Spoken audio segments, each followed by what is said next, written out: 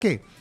Para y mejorar la economía, porque se critica mucho que se le dé pensiones justas a los maestros cesantes y jubilados, pero no se dice que los maestros cesantes y jubilados con todo ese dinero, ¿qué van a hacer? Van a pagar deudas, van a comprar medicinas. Claro,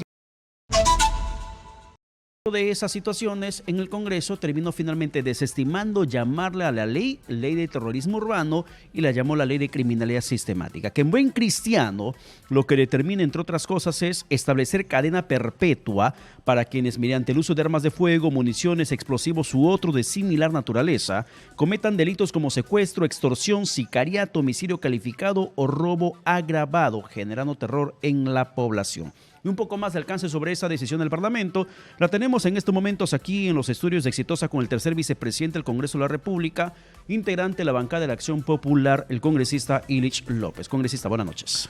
Pedro, qué gusto saludarlo, un saludo a la audiencia también. Gracias por la oportunidad. Esta ley de criminalidad sistemática, ¿por qué no enfocarlo directamente como un acto terrorista lo que se está perpetrando en el país? ¿Por qué cambiarlo o maquillarlo con otro nombre? Mire, independientemente del nombre que tenga, la resolución del dictamen, la fórmula legal, lo que dice es expreso. Cadena perpetua a quien con la utilización de armas de fuego, municiones, genere un daño o haga un acto de extorsión, de robo. Entonces, ya dentro del ordenamiento jurídico, lo que se está haciendo es darle drasticidad, o sea, ser más drásticos con esa utilización, esa forma de cometer un delito que se va a castigar con la cadena perpetua. Eso es lo que, más allá del nombre, para lo que sirve esto es justamente para castigar a los delincuentes que utilizando armas de fuego generen terror, generen daño. A ver, para puntualizar, esto no solamente se trata de que si es un extorsionador, de que si es un sicario, alguien enviado o previo pago a matar a alguien, de que si se trata de un secuestro, sino de cualquier persona, cualquier delincuente que tenga arma de fuego, haga uso de ella en un asalto, en una botica, una farmacia, en un restaurante, que entre, robe y asalte, el solo hecho de hacer eso ya es tipificado como parte de esta criminalidad sistemática. Exactamente, y por ende debe recibir la cadena perpetua. ¿Y hay alguna consideración que establece la norma para que esto pueda ser así aplicado a rajatabla? Bueno, porque hay tanta norma que se dan y finalmente no se cumple la aplicación de la misma. La aplicación de esto va a tener que estar a cargo de quien administra justicia en el país, y es el Poder Judicial. Es en ese sentido que el Congreso ha dado esta norma concreta y sobre todo que va a impactar dentro de la criminalidad. Quien utiliza, quien puede utilizar un arma de fuego para dañar a otra persona, no respeta la vida. Y entonces tiene que ser castigada con el peso máximo de la ley. En este caso, en el Perú, la cadena perpetua. Pero hay un grado de proporcionalidad que establece la norma que se aprobó en el Parlamento, porque si hablan, por ejemplo, de un secuestro, extorsión, sicariato, termina siendo dentro del esquema aprobado lo mismo que una persona que va y asalta a mano armada. Yo considero que nuevamente, no hay proporcionalidad. Desde mi punto de vista, no hay proporcionalidad. Ya, es su punto de vista, pero en la norma aprobada. Y yo coincido con la norma, ¿no? La norma es clara. Cadena perpetua a quien utilizando armas, municiones, cometa estos actos delincuenciales. Así debe ser. O sea, la norma no establece proporcionalidad. No, eso tendrá que ser aplicado de acuerdo también al procedimiento que vaya a tener que darse. Tiene que ser promulgado, observado por el Ejecutivo y luego aplicado, observado o publicado por el Ejecutivo y luego ya aplicado por el sistema judicial. ¿Cuál es su opinión sobre este pedido que hace César Acuña en la región libertaria, un toque de queda? A ver, mire, los toques de queda son pedidos excepcionales respecto a alguna situación, en este caso de violencia que está ocurriendo en Trujillo. Sin embargo, el tema es de fondo, es estructural. La policía debe hacer un trabajo de investigación. Mire, por más que haya toque de queda, si es que previamente no se ha investigado, identificado en qué lugar, en qué casa, en qué domicilio está el delincuente, va a ser un saludo a la bandera como muchos otros o como muchas otras medidas que se han dado en el país. Lo primero que debe dársele a la policía, más allá de todos los recursos, es que investigue, identificando a los cabecillas, cómo operan estas mafias, estas bandas delincuenciales, sabiendo qué vehículos utilizan, dónde los guardan, quiénes son los integrantes. Yo puedo dar un toque de queda.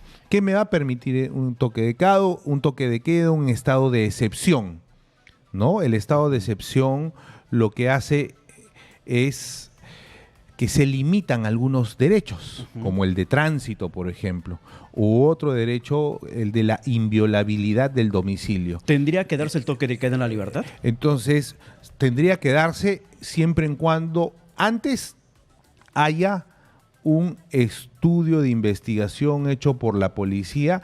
¿Para qué? Porque fácil es decir que haya toque de queda. ¿Y a dónde iba? Si vamos a levantar derechos en esa zona donde se va a generar esta disposición legal, ¿para qué se va a hacer eso? Para capturar delincuentes. Y para capturarlos, ¿qué se tiene que saber? ¿Dónde viven? ¿Dónde operan? ¿Cuáles son sus vehículos? ¿En qué casas están? Entonces yo en Trujillo aplico el toque de queda, levanto derechos en esa circunscripción y aplico la investigación. Porque la policía va a poder ingresar al domicilio sin cometer un delito, que sería la inviolabilidad del derecho que tiene cualquier ciudadano. Pero, congresista Elicio López, esa acción ya corresponde a la estrategia policial, la Por que supuesto. tiene que determinar el control. Lo que se está mencionando es en la práctica del control territorial, que ni siquiera en estado de emergencia se logró aplicar. A lo mucho que la policía hizo es control de identidad, pero el control territorial como estrategia policial contra la criminalidad lamentablemente no se aplicó. Y en la región La Libertad ya es la propia población la que, no digo toda la gente, pero gran parte de la población, hasta la propia autoridad regional, el propio alcalde provincial, pide que el gobierno determine el toque de queda, porque ya son 2 actos terroristas lo que se está ni siquiera 2, 3. Recordemos que la primera fue este atentado contra la sede del Ministerio Público hace muchos meses atrás. Y en menos de un mes se está dando 2 atentados con este mismo nivel de detonación de explosivos allí en la región La Libertad. A ver, mire, cuando se restringe la movilidad a través del toque de queda, ¿para qué? Yo planteo toque de queda e inmediatamente desaparecen los delincuentes. Pero esa es una estrategia No. policial que tiene que desarrollarse. Por eso. Entonces, yo considero que está errada la posición del gobernador, porque no hay toque de queda, no hay estado de emergencia que valga si antes no hay una investigación previa, una acción previa, una intervención planificada para que ese toque de queda, ese dispositivo legal que va a provocar la inmovilidad de las personas, ya, doy toque de queda, todos inmovilizados, perfecto. ¿Y qué se hace? ¿Y qué se hace? ¿Quién tendría que hacer algo? ¿Qué tendría que hacer? La policía tiene que estar en un constante proceso de investigación para poder saber dónde están. ¿Y qué necesita la policía para que haga eso?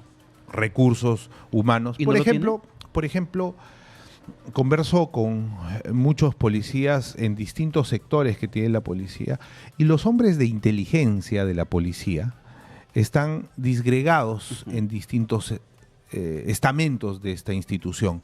Entonces tiene que haber una planificación respecto a la inteligencia para poder abordar de una manera frontal el crimen.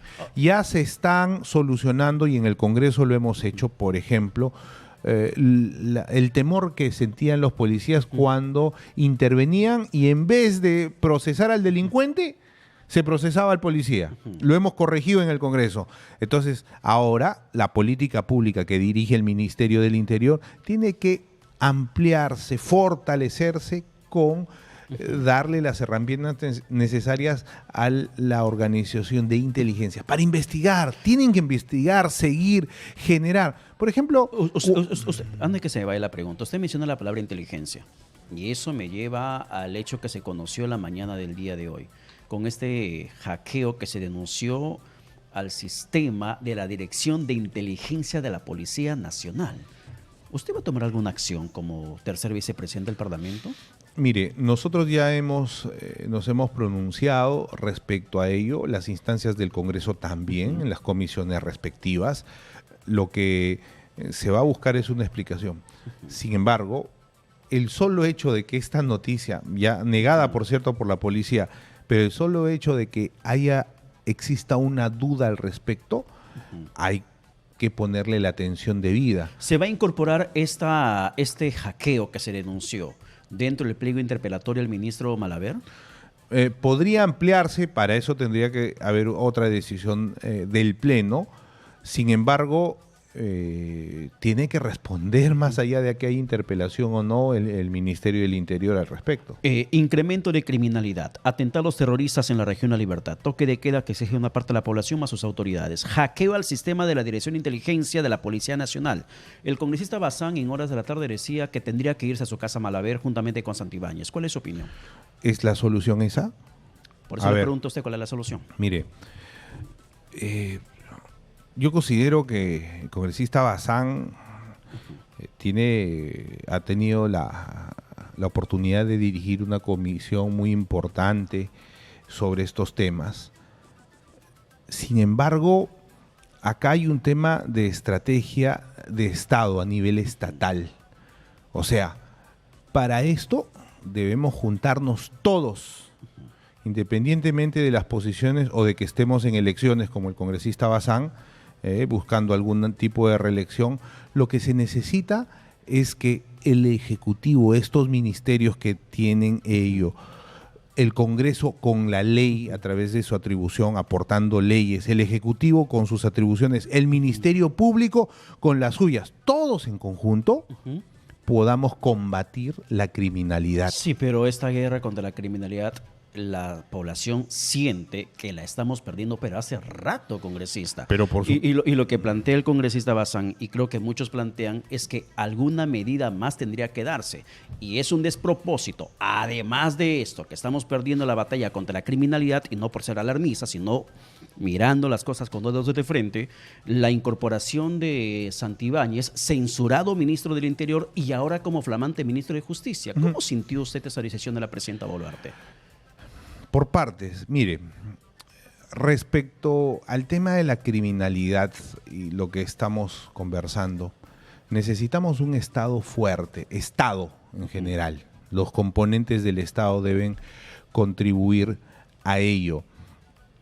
Debemos retirarnos del sistema de derechos humanos. Para empezar, yo he presentado un proyecto de ley para que los delincuentes, violadores, asesinos trabajen para que coman en las cárceles, porque salen con una maestría o un doctorado en criminalidad, en delincuencia y nadie para esto. Entonces, cuando yo planteo eso, vienen algunos sectores a decir, oiga, ¿usted quiere volver a la esclavitud a las personas? En otros países, no solo de Latinoamérica, sino en todo el mundo, los delincuentes limpian las calles, arreglan las pistas, de acuerdo, bueno, claro, a la gradualidad. Tendría que hacerse alguna modificación del sistema aquí en el país. Y en el caso Santibáñez. Tiene que denunciarse. O sea, es un tema estructural que lo debe adoptar la presidenta y nosotros debemos ayudar a impulsar. Y eso es un tema de Estado, independientemente de tener una posición electorera en estos momentos. Respecto al tema de Santibáñez, yo voté por la censura de Santibáñez como ministro del Interior. y precisamente voté, pero no por la gestión, porque si usted le pregunta a cualquier policía en el Perú qué le pareció la gestión de Santibáñez, uno de los méritos que ha tenido ha sido que ha descongelado el sueldo de los policías, o sea, ha rendido mejores prestaciones. Entonces, cuando yo voté a favor de la censura, básicamente no lo hice por el procedimiento al frente del Ministerio del Interior, sino por la sobreexposición y el enfrentamiento que en ese momento se dio con el Ministerio Público. Es más, llamé la atención en la interpelación, le dije, dejen de pelear. Claro. Este tema es un tema, pero no, siguieron en el enfrentamiento y eso provocó particularmente en mi decisión que pongamos un coto a ese enfrentamiento con la salida del ministro Pero regresa Santibáñez a justicia. Ahora, regresa Santibáñez a justicia. Lo que corresponde es que avance si es que no cumple con los objetivos, tendrá que ser interpelado, censurado y se tendrá que aplicar la reglamentación que corresponda. Congresista, un incremento presupuestal que se está dando. Sin embargo, usted ve con ojos gratos, positivos, lo que ha planteado el gobierno para el próximo año, porque incluso desde el Consejo Fiscal advirtieron de que el gobierno de la presidenta Boluarte estaría dejando una bomba de tiempo en materia económica al país. Mire, para este año se ha planteado 257.562 millones de soles como presupuesto para el año fiscal 2026. Esto significa un incremento de 2.2% respecto al año 2025. Yo considero que, por ejemplo, los 19.658 millones que se van a destinar para educación son importantes, puesto que mucho de este dinero va a ir al pago de salarios de los maestros, cosa que critica el Consejo Fiscal. Ahora, ¿por qué critica el Consejo Fiscal? Porque desde mi punto de vista y en contraposición a las ideas que tienen, hay que buscar siempre el equilibrio fiscal. Bien, sí, eso es positivo, es la regla fiscal y es la regla económica que debe dar. No importa que se mueran de hambre los maestros, no importa, pero debo mantener mi equilibrio fiscal. Sí, pero los médicos necesitan medicinas, no importa que se mueran de hambre los pacientes, pero necesitamos tener la regla fiscal. Oiga, pero los policías no tienen chalecos antibalas, no importa que los maten, pero que se respete la regla fiscal. Pero, entonces, miren, fíjese. o sea, ellos plantean una crítica respecto a la posición, pero yo también planteo otra crítica respecto a cómo se lleva el tema de la economía. En el Perú tenemos un alto porcentaje de informalidad que está llegando al 80%. Eso quiere decir, en otras palabras, y los datos me acompañan, el 16%, en 16% está la presión tributaria. En palabras más simples, de cada 100 soles, solo 16 soles pagan impuestos. Y eso hace que se generen el dinero para los gastos. Entonces, ¿cuál debería ser la política pública, el trabajo que todos deberíamos estar inmiscuidos, incluidos los miembros del Consejo Fiscal, que muchos de ellos fueron ministros de Economía, en cómo ampliar la base tributaria? Es fácil apretar a los formales, apretar el bolsillo y que el resto se muera de hambre. Pero ¿qué han hecho los exministros de Economía que están en ese Consejo Fiscal para ampliar la base tributaria y generar más ingresos? Nada. Ya, yo le voy por otra lectura. El gobierno incrementa el presupuesto para cada año y siempre menciona que hay presupuestos históricos y con eso se van a cerrar brechas. Incluso recordará usted que el presupuesto aprobado, corríjame si estoy equivocado, en materia de lucha contra la inseguridad era 5.000 millones de soles para este año. Pero ¿cómo es posible que con un presupuesto que incluso fue catalogado como histórico en lucha contra la inseguridad ciudadana de 5.000 millones de soles para 2025 no se haya podido comprar ni siquiera chaleco policías? El problema acá, más allá no es tanto el presupuesto, porque, ¿sí, no? porque mire, yo le voy a dar un dato certero. Por ejemplo, se incrementan presupuestos en saneamiento, ¿no? Desde el 2022, el 2023, el 2024, la brecha de saneamiento básico está sobre el 65%, datos del MEF. Y le ponen presupuesto el 2023 y sube la brecha o retrocede en 0.02, sigue 64%, punto 98. Y el 2024 igual. Entonces, ¿qué pasa? Se está invirtiendo dinero, se está colocando dinero en los sectores, pero no se está cerrando las brechas. ¿Me dejo entender? Ya, pero, entonces, ¿qué es lo que pero pasa? congresista, Y si ahí, dan presupuesto, no compran ni siquiera un chalecos a los momentito. policías. Pero vámonos al fondo. Esto está pasando en ese sector y en todos los sectores como el que usted acaba de describir. ¿Por qué? Porque se necesita planificar de mejor manera el Estado. No puede un alcalde, para hacer un ejemplo pequeño, pretender construir un parque o remodelar un parque cuando a una cuadra falta el agua y el desagüe. Como le decía a mis estudiantes, si nace un bebé, ¿uno se compra una caja de cervezas para celebrar el nacimiento o compra los pañales, la leche, la ropa para el bebé? Entonces, el sentido de prioridad y la planificación es lo que debe primar y no lo está haciendo, o no se está haciendo en el Estado. Entonces, cuando vienen y plantean presupuestos históricos y todo esto, tenemos que criticar y avanzar respecto al tema. Dinero puede haber, limitado sí, por un lado. Y habrá que hacer el control correspondiente de cada presupuesto anterior para poder aprobar el siguiente. Sin embargo, hay otros temas que el Congreso aprobó, como la ley que establece el aumento de pensiones para docentes jubilados y cesantes. ¿Cómo se va a aplicar esa norma? A ver, después de 4 años tuve la oportunidad de ser presidente de la Comisión de Economía. En largas mesas de trabajo con el MEF y con otros sectores no querían, justamente por lo que dije al principio, que el equilibrio, que el equilibrio fiscal básicamente no va a permitir ello.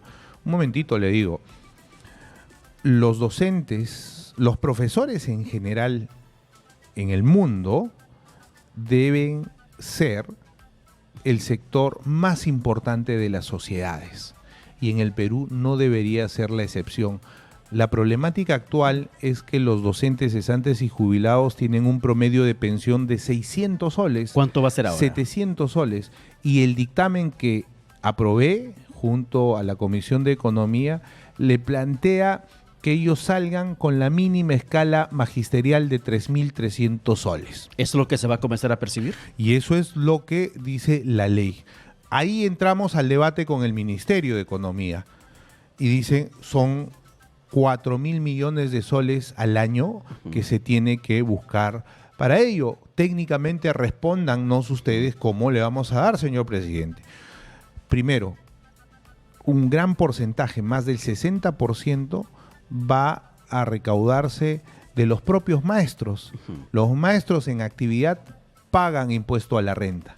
Ese impuesto a la renta va a ir directamente proporcional para el pago de pensiones. Y eso va a hacer que se haga un círculo virtuoso. Capitalizando. Y, por supuesto que sí.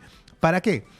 Para mejorar la economía, porque se critica mucho que se le dé pensiones justas a los maestros cesantes y jubilados, pero no se dice que los maestros cesantes y jubilados con todo ese dinero, ¿qué van a hacer? Van a pagar deudas, van a comprar medicinas, claro, van a gastar indistintamente ¿y eso qué hace? De esa ¿Y eso qué hace? Crítica. Mejora la economía. Además de eso, un dato importante, no olvidemos que más del 60% del PBI viene del gasto privado, o sea, de los sueldos que tienen las personas. Congresista, pregunta y respuesta breve. ¿Desde cuándo se aplicaría este aumento de pensiones para maestros? Mire, ahora está en la cancha del Ejecutivo. Ellos dijeron que estaban haciendo el estudio actuarial, que nosotros también le hemos planteado varias alternativas y ha sido bien detallado. Ellos tienen que promulgar la norma y luego empezar a aplicarla. Ahora, mencionan algunos técnicos que van a observar con determinados planteamientos. Bueno, esperemos que haga su trabajo el Ejecutivo. Nosotros estamos firmes y convencidos de que los maestros cesantes y jubilados deben tener una pensión digna y se las hemos dado a través de la norma. Pregunta final. ¿Usted va para senador?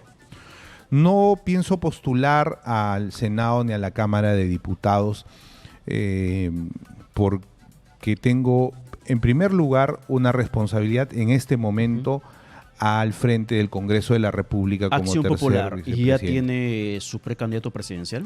Acción Popular tiene varios candidatos presidenciales que se han lanzado, como Alfredo Barnechea, Víctor Andrés García Belaúnde, Julio Chávez, que es presidente del partido. Considero que los tres correligionarios obedecen básicamente a ese centralismo limeño, a ese centralismo nacional en general, que ha hecho que el Perú no despegue como debe hacerlo. Considero que una candidatura que emane de lo que significa Acción Popular, que fue fundada en Chincheros, una candidatura que entienda al Perú en su magnitud general y no solo que sea central, debe ser la que lidere esta campaña. Y considero que los correligionarios, que los quiero mucho, por cierto, que sin embargo creo que no representan, por lo menos respecto al tema presidencial, una propuesta que Acción Popular deba llevar, pero felizmente somos un partido democrático. Bien, vamos a y ver qué vamos pasa a en ir las al debate internas. seguramente a las internas. Bien. Congresista, Gracias. muchas gracias por estar con nosotros. Ha sido Eliseo López, congresista de la Acción Popular y tercer vicepresidente del Parlamento.